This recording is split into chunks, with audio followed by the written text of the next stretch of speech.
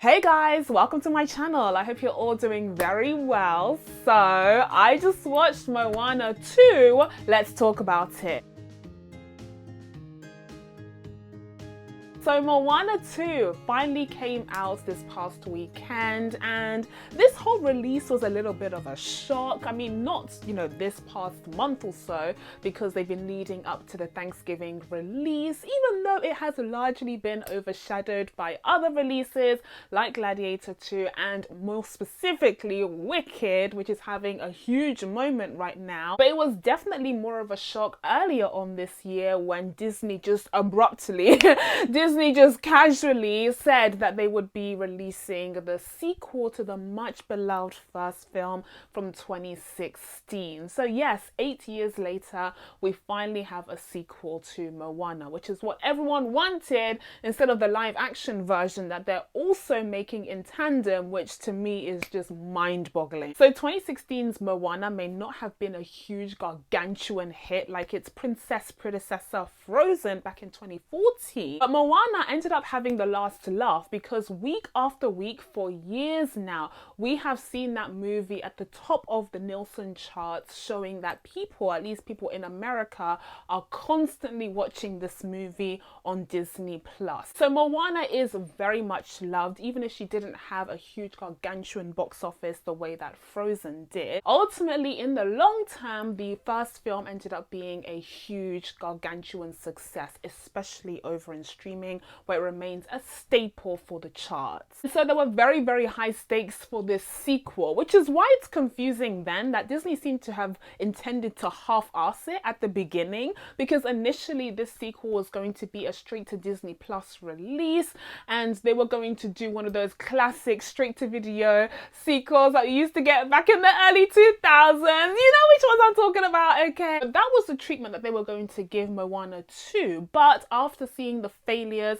of Strange World and last year's Wish, they decided to switch courses and give Moana 2 the red carpet treatment because Moana is such a staple on their platform. They hoped that it would draw people to the cinema to get those box office numbers up, because Disney has been reserving Thanksgiving now for many, many years, okay, for their animated releases, but in recent years it hasn't paid off. So something needed to change. Bob Iger said, let's go back to the drawing board and take a look at the hits, okay, see what the successes are. And so here we have Inside Out 2 delivering huge numbers for the studio, and now here comes Moana 2 seemingly following suit. So that's the kind of business background of this sequel, but now let's tap into the creative. In terms of the story of Moana 2, I'll keep it nice and brief, but essentially we're following on 3 years after the events of the original Moana, where you see her take this position as a leader, an adventurer, and wayfinder for her people. These people were originally just secluded on their island. They were afraid to delve into the broad waters of the oceans. They had all of these fears and superstitions about it, but Moana helped them kind of overcome these superstitions, and she went against the tide, okay, to be a leader amongst her people. And now they've been able to embrace the oceans and the seas, and their lives are better for it. You know, in the original film, it was shown how being so secluded was really hurting their people because they weren't able to fish as well. They were running out of resources, but Moana has brought about a whole new age for the island. And so it's incredible to see the positive impact and the kind of influence and the way that she's idolized in this second movie, and that's something that's very much spotlighted in the first third. But then we reach the crux of the issue, the inciting incident, if you will,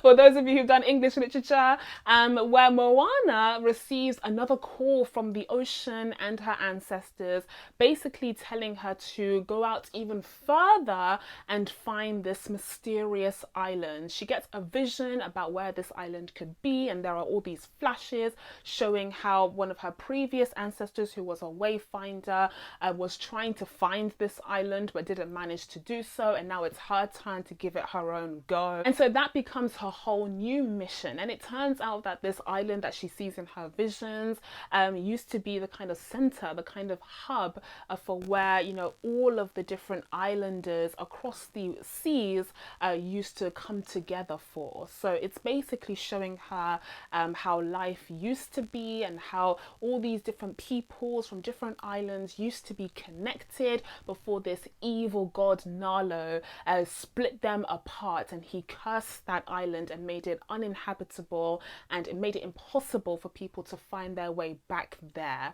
And so Moana has been called to bring all these people back together again, and so she needs to find this island, but she can't do it alone, and so she recruits this whole new band of shipmates who are there to help her and kind of guide her along their way. Now all the while Moana faces whole new trials and tribulations. Okay, she's going out further into the ocean, so that's already a scary hurdle that she has to overcome, and plus she feels, you know, a sense of insecurity and doubt at times where she doesn't really believe in herself, and she needs some of that inspiration, some of that pep talking. And so here comes Maui to do exactly that. He has already been captured by the evil god Nalo, and so he's just waiting to escape, except he needs to get his hook. But they manage to reunite again and help each other out, and they have excellent banter as per usual, okay? And so Maui and Moana go on this brand new adventure along with their new shipmates, and of course the classic pig and chicken combo, and there's even a larger pig this time around. Everyone is invited on this brand new adventure to find this cursed island and hopefully get the curse lifted and bring all of these people that were once isolated, that were once separated from each other, back together. Now, in terms of my thoughts on this story, it's legit, it's decent. If I'm being honest, the story is kind of the weakest part of this. Actually, no, I take that back. We'll talk about the weakest part, okay? Don't even worry about it. But the story is one of the weakest elements of this sequel, which is a shame because the story is kind of a big deal. You know, even if it is an animated film, I mean, we're in a whole new age of animation. I just got done with Arcane Season 2. And it's a different audience, okay? One is for adults, one is for children and everyone else, but still we are in a golden age of animation at the moment, and so I would expect solid storytelling to be a staple for a good animated film. Like, that's just the basis, like that's just the basics in my opinion, and I just don't think that this film had the strongest story. It was pretty simple. You know, Moana's going on another sea-based adventure as a wayfinder. She learns a few lessons. I particularly liked the lesson of, you know, sometimes you don't know the way, like sometimes you're just not sure. Sometimes you get a bit lost, and sometimes you need to get a bit lost in order to find your path. I really liked that lesson. I think it made sense for Moana's overall character journey because she's at this stage where she is more confident. She does have a lot of recognition and admiration amongst her family and the islanders, and so it makes sense that she would stumble a little bit when the stakes are raised even higher, and now she's dealing with yet another god who's just like next level's evil, like next level. I mean, the goddess wasn't even evil in the first film, whereas here it looks like this guy is actually a problem. So it makes sense that she would be unsure and she would need to learn new lessons for how she could navigate this situation. So that was all well and good, but overall I would say the story was pretty basic and pretty simple. And I was trying to think about like what was missing from the story, and to me it felt like some substance, a little bit of weight was missing. The raison d'etre was missing. That's it. It was the why. Why is it that she needs to go on this journey to begin with? That's the part that was missing from the story. I mean, of course it's nice that, you know, she wants to embark on this journey of diplomacy. Like, that's all great. Like, I'm so happy for sis. Like, she wants to be a diplomat. She's going out there, finding new people, trying to make connections. She was doing globalization before it was even a thing due to neoliberalism. Like, good for her. But aside from the lightning bolts that strikes her and this vision that she gets, there isn't really a sense of a need or urgency in her going on this mission the way that there was in the first film, where there were real issues to do with resources, you know, the lack of fish and all of that was impacting the quality of life of the islanders. And so in the first film, she had to go out into the ocean. She had to defy all of the superstitions and the fears and the stigmas that their people had about going out there. She had to break that curse so that she could find a new and better way of life for her people. So that was like the raison d'etre. That was the basis for which she embarked on that journey. But here it's kind of missing, and so it feels more like a cute little day trip. Like it feels like like she wants to go exploring a little bit, but you don't really get a sense of the need for her to go out there and risk her and her shipmates' lives. And so overall, this story kind of feels a bit lighter and fluffier. It doesn't have the same amount of substance as the first film did, and I think the story of the first film was near immaculate. Like it was just so good. It was so good. This sequel, like I said, has kind of like a fluffier, lighter, less consequential story that doesn't hold as much weight. And so in yet another way, this film very much reminds me of the sequels that we used to get in the early 2000s that were straight to video. Like this is very much giving that, which leads me to believe that this was the story that they were going to go for the Disney Plus release, that they didn't do a quick diversion on the story front and just kind of worked with what they had, considering they had to adapt this for a theatre release. But while the story may have felt like a straight to video release from the early 2000s, I'll tell you what doesn't: the visuals.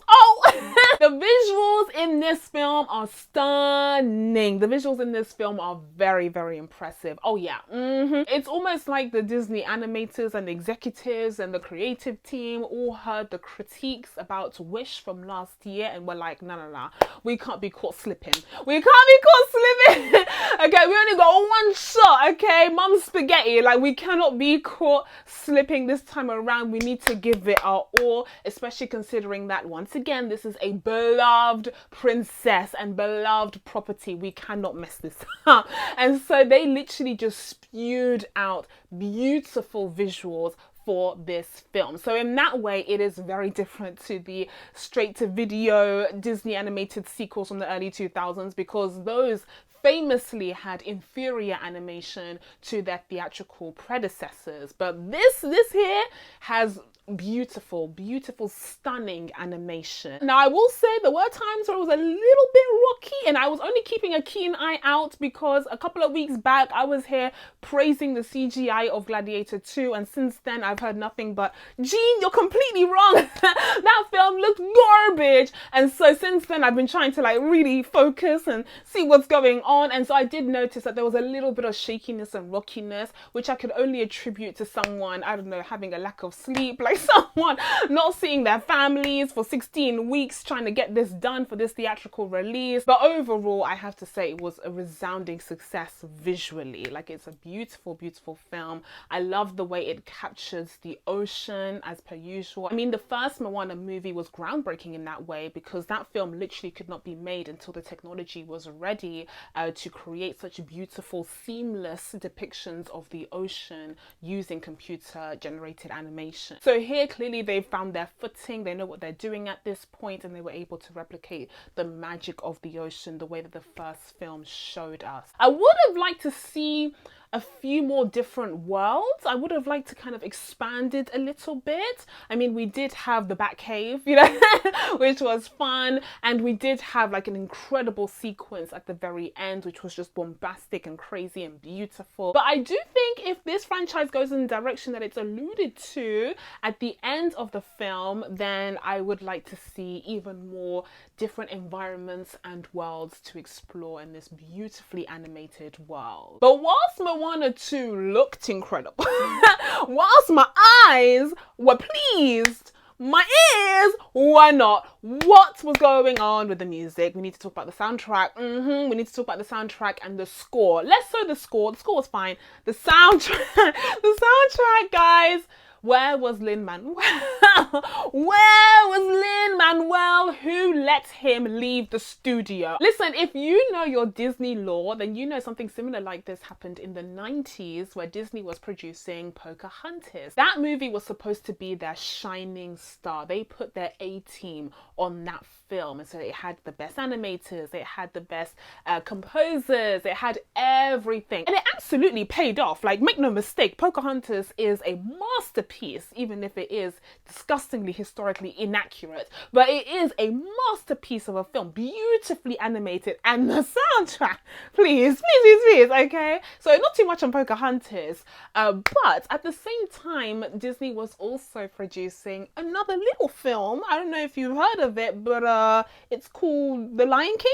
It's called The Lion King, and that had the B team. Like, that was everyone who was left behind, everyone who was on the lot, like just kind of smoking outside. They were like, okay, let's cobble together some folks to get this thing moving. I mean, it wasn't quite like that, but you know, I'm just embellishing a little bit. And so then you have this B team kind of working towards this secondary project, which was still a big deal for the Walt Disney Company, but not as much of a priority as what was sure to be the Academy Award winner, Pocahontas. But we all know how that turned out in the end. The rest is history, so on and so forth, etc, etc. Well, fast forward like 30 years afterwards, and here we have, I guess, a little bit of a similar situation, kind of, not really. But this time around, we have Lin-Manuel Miranda, okay, who was definitely part of the A-team. While he was preoccupied working on Mufasa, the sequel to the live-action remake of The Lion King. Funny how that works, huh? And so he apparently didn't have the time to work on Moana, even though the success, especially the longevity of success of the first film, can largely, let's be real, largely be credited to the insanely incredible soundtrack of that film. Even though that was a key ingredient to the first film's success, Lin-Manuel was nowhere to be seen in the studio for this sequel, and you can tell. And you can tell. And listen, big ups to the musicians who worked on this sequel, like mad respect to them. They have more talent in their pinky fingers than I do in my entire body. So let's be clear about that, okay? But you know, I really love the soundtrack of the first Moana. I'm not even gonna front. Like, the first Moana soundtrack is played on Spotify on repeat in this household. And by the way, my favorite songs from the first film are Where You Are, We Know the Way, How Far I'll Go, which was supposed to be their version of Let It Go, and it was huge. It was gargantuan, but it didn't quite meet the levels of Let It Go, because that was just on a whole different level. But anyways, I believe Let It Go and How Far I'll Go are like the top viewed songs from Disney's entire YouTube channel. So like, those songs are really big deals, okay? But then of course you have You're Welcome, which is just on repeat, both versions, okay? Both the one with Dwayne Johnson and also with Lin-Manuel, like both versions are just some of my favorite songs ever from Disney. So when it comes to soundtracks, especially for 21st century Disney movies, it doesn't get much better than the first Moana movie. And so the fact that Lin-Manuel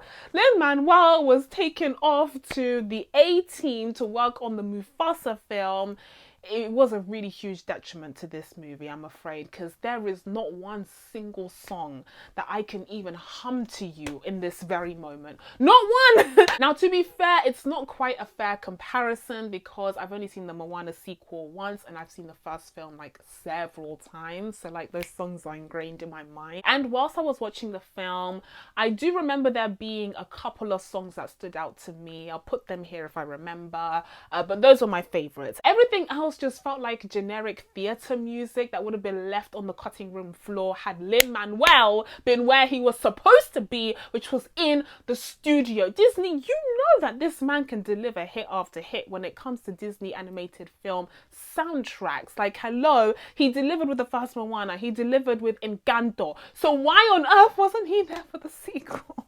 What a disaster, what a calamity. Now, even though I wasn't the biggest fan to the soundtrack of Moana 2, that had nothing to do with the performances of the voice actors, because I thought they were great. I was so happy to see, or at least hear, Alihi Cruvaho back in the role as Moana. She has a wonderful voice. The character has matured a little bit. She is a little bit older in this sequel, and so Alihi's voice kind of reflects that. But overall, it's just like going back to, well, my younger sister, but I'm sure a lot of people's older sister, and it just feels so welcoming and warm. I love her in this role. I think she's absolutely phenomenal. One of the best Disney princesses that we've ever had, even though technically she's not a princess. But then, speaking of the person who mentioned it, you also have Maui being voiced by Dwayne Johnson, and I think he's just, again, perfect. He's note perfect in this voice role, in this vocal role.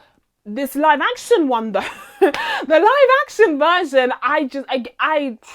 please, I do not think we need a live action Moana. I'm not looking forward to that whatsoever. I hope they cancel it. I hope they quietly cancel it. Oh, why is it that Disney can make a live action Moana, something that literally no one needs, but they can't even do Blade right? They can't even give us a one single Blade film under their watch, but they want to give us a live action Moana, which is the easier task. It's Blade. If you can't get Blade right, then how on earth are you supposed to navigate a live action Moana? I know these are two different things from two different verticals, but it just pisses me off. Why is a single cent being spent on this useless pursuit? We do not need a live action Moana.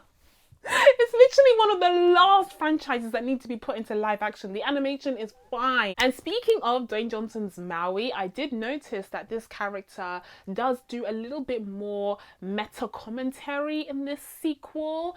He does mention things like Moana not actually being a Disney princess. There are just kind of little comments here and there that have this kind of meta feel. And whilst for the most part it is largely harmless, and it's not the first time that we've had animated characters in Disney films that are a bit meta. I mean, hello, from the 90s you had Hades from Hercules, and of course the icon, the legend, Robin Williams is the genie. He had a lot of meta commentary and he broke the fourth wall quite a bit. But with Maui, I mean, it's not like painful. It's not painful, but I was just like, we don't need this, actually. We don't need it. Maybe if the music was better, then I would deal with the meta commentary. But the combination of the lacking music and the dead meta jokes, I was just like, nah, we need to cut that out. It's just a bit, I don't know if it fits the character, but you guys let me know. Maybe I'm just bugging. But listen, guys, overall, I loved returning to the world of Moana. I am not a big cynic when it comes to sequels. I mean, just look at my track record when it comes to reviewing them. I tend to like them, mostly because I like returning to that world, as is the case for this film. It felt great to get this nice big hug from this world. I love the way it explores Pacific Islander culture, history, tradition. Although they do say the word ancestors a lot, which kind of made me roll my eyes, because yes, whilst it's true that us ethnics do call to our ancestors and the knowledge and history that they held quite a lot. You don't have to say it like every second sentence. Like, you don't have to say it all the time. But still, I appreciate how this film and franchise spotlights Pacific Islander culture. It teaches us some things whilst giving opportunities for people from that culture to partake in these projects, which I think is incredible. And it has made a star of Alihi Cruvaho, who's just so talented, such a wonderful singer, and it was great to hear her voice this iconic character from the 20-teens once again. And so with all of that being said, guys, I'm going to be giving Moana 2 a 7 out of 10. So that's it from me. Now that I told you guys my thoughts on Moana 2, it's time for you guys to let me know what you thought of this film down in the comments below. Please be sure to subscribe to catch you videos coming up. Thank you guys so much for watching. I really appreciate it, and I'll see you in the next one. Bye!